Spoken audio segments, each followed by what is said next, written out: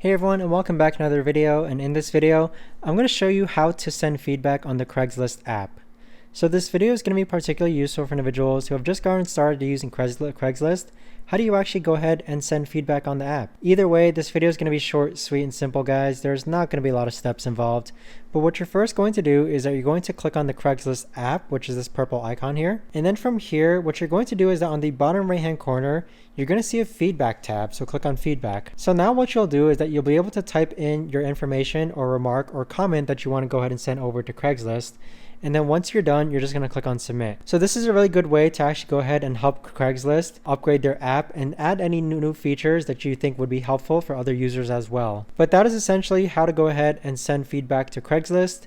If you guys know of a better or easier way to actually do this, let me know in the comments down below. In addition to that, under the account tab, you could actually have all sorts of different options as far as adding different payment cards, password options, changing your account email, or changing the look or changing your default location of the app as well. But if you guys have any questions, let me know in the comments down below. Thanks so much for watching, and I'll see you guys all in the next video.